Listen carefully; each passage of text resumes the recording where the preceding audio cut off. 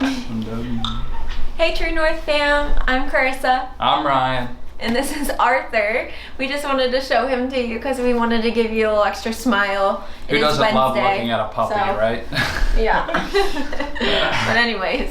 We just wanted to bring you guys a scripture during this Holy Week as a part of our True North family devotional that we're all kind of playing a part and a role in.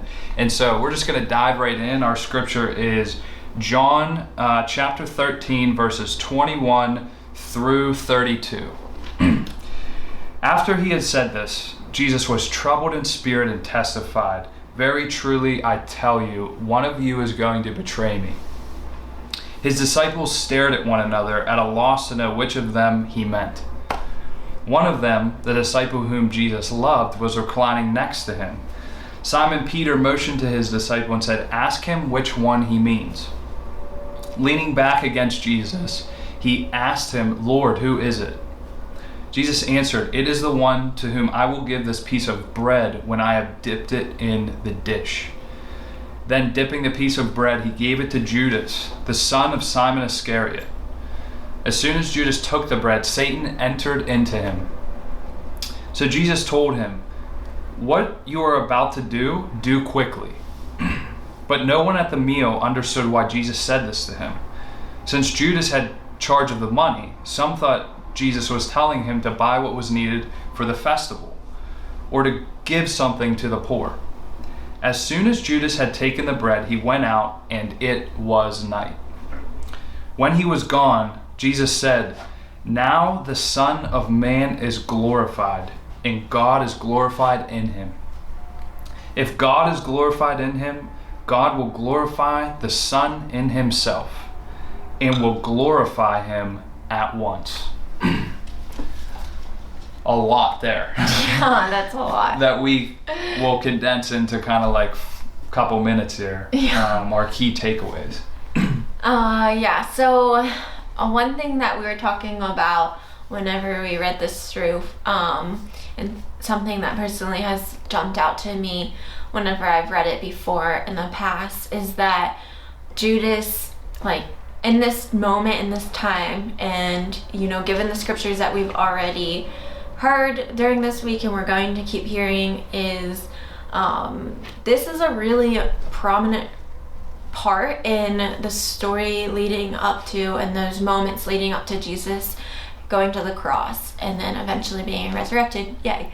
But yeah, so and the thing that kind of pops out to me and just makes my brain kind of like think through like how, like what is the fact that Judas playing the role that he did in betrayal, and that was such a like really heavy thing, being like he had walked alongside Jesus for so long, he knew Jesus intimately, and yet he was the one who turned him in ultimately to get him arrested. And so it's like really crazy, because in my humanness, I want to get angry and I want to be like, what are you doing? And yet, like, or I never want to be like Judas. Yeah, or I would never do that or something. Yeah, right.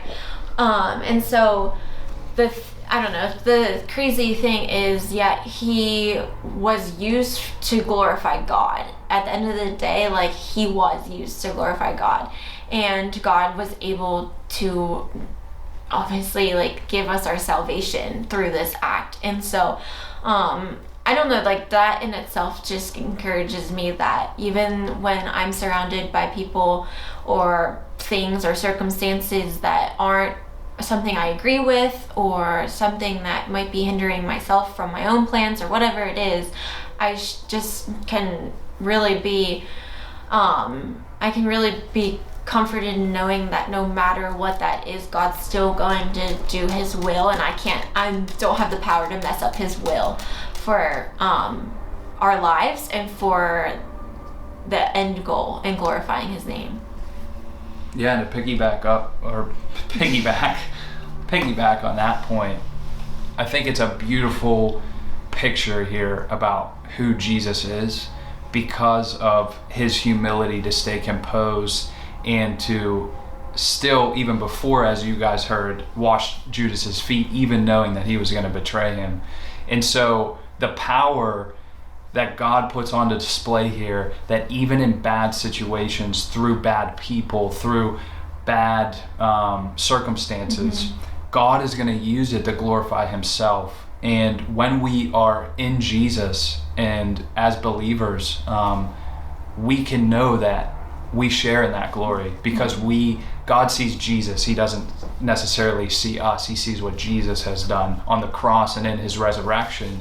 And so specifically in this time with this quarantine stuff going on, and you're hearing about a lot of death and disease and uncertainty and really a lot of confusion and darkness, the thing that we're called to do is trust God through every single circumstance that life gives us. And it doesn't always look good. It's not always nice, and it's not always easy, just like this scripture talks about Judas betraying someone that he walked with almost every single day. He was a disciple. And this is a hard situation, and it's messy and it's ugly.